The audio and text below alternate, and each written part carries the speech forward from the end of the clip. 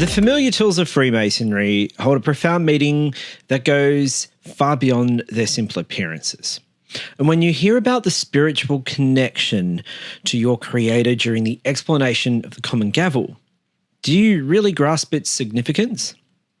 Well, this concept offers a key understanding to the deeper purpose behind Masonic symbols and practices. So in this edition of Daily Masonic Progress, we're going to help you understand the spiritual dimension of the Masonic working tools. And that's going to transform your daily life because by applying these tools beyond the lodge, you'll recognize how they prepare you for a journey towards your spiritual growth. And by the end, you'll see your work in the craft as not merely self-improvement, but as preparation for a deeper spiritual journey. So how can you use these symbolic tools to become not only a better person, but prepare for greater spiritual understanding? Well, many Freemasons hear the descriptions of their spiritual nature during the ritual, but they rarely pause to consider the deeper implications. And without this understanding, these beautiful concepts remain just that, concepts, without practical application. It's this oversight that reduces the rich spiritual teaching to just mere memorized text, and it's robbing you of insights that could illuminate your entire Masonic journey. You see, the Masonic ritual suggests a profound perspective on your spiritual nature. It implies not just that you were created by some higher power, but that your spirit flows and maintains a connection with its source. Think of light from the sun. It's distinct, but it's still connected to the origin. And when this Masonic teaching describes your soul in this way, it suggests that you have a meaningful connection to something greater than yourself. And it's this perspective that complements your religious teachings without replacing them. And it offers a philosophical framework that works alongside your personal faith. You see, this understanding should now transform how you view your Masonic work. The process of removing vices and imperfections isn't about self-improvement. It's about revealing your better nature beneath the accumulated rough and superfluous parts that obscure it. And like a sculptor who's removing excess stone to reveal the form within, you're working to uncover your true potential. You see, this perspective also explains why the soul naturally aspires towards spiritual growth. Just as water seeks its own level, there's a natural yearning to connect with something greater than ourselves. Your spiritual aspirations aren't these random desires, but they reflect a deeper search for meaning and purpose. So when you understand yourself in this light, it also transforms how you view others. You see, every person you meet, whether it's a brother in lodge or anyone on the street, they deserve the same respect and dignity. You see, this recognition becomes the true foundation of brotherly love, not just towards other Masons, but towards everyone. And it's one of our core and grand principles of Freemasonry.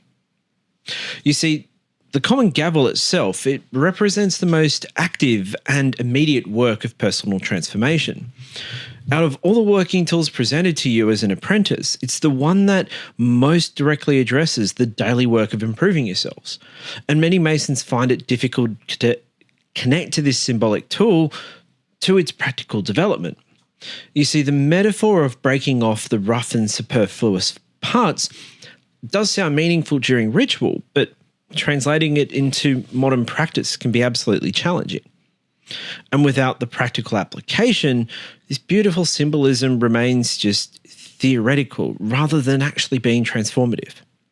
So you might appreciate that the Common Gavel as some lovely symbol, but you need to allow it to actually change your life. Because the Common Gavel symbolizes your conscious, that inner voice that guides you away from your negative thoughts and actions. It functions as an internal monitor that recognizes behaviors that are inconsistent with your better nature, and it should work actively to remove them. And it's this Masonic teaching that identifies the specific obstacles to overcome: your uncontrolled temper, your excessive ambition, your outbursts of anger, the poison of jealousy. You see, these represent the lower passions and destructive emotions that prevent you from becoming the person that you're capable of being. So using the Common Gavel in your daily life involves 3 simple steps. Firstly, awareness. You have to recognize these unwanted character flaws when they appear in your thoughts and emotions. It requires honest self-reflection. Second, discernment. You need to distinguish between what represents your better nature and what doesn't. Not all strong emotions are negative. Appropriate anger at injustice, for example, can motivate righteous action. And third, action itself. Actually applying the effort necessary to remove these impediments to our growth. This means making conscious choices that align with your higher values rather than your lower impulses. So for example, when you feel envy towards someone's success, use the Common Gavel by first recognizing this emotion, which is awareness, understanding that envy doesn't reflect the better self, discernment, and then consciously choosing to celebrate their achievement instead, action. The Common Gavel doesn't work automatically. It requires deliberate effort.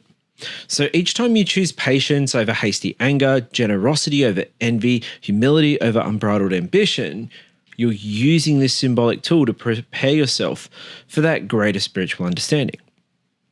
And what is this spiritual destination to which this Masonic teachings refer? Well, the concept warrants deeper consideration so we can understand its significance. So without understanding our destination, the spiritual work lacks any direction and purpose. You might diligently use the Common Gavel to clear a sense of what you're ultimately working towards, like a traveler on a journey without knowing the destination. But the spiritual destination represents much more than a physical place or even some metaphorical building. It symbolizes spiritual growth and understanding and an important goal on your journey.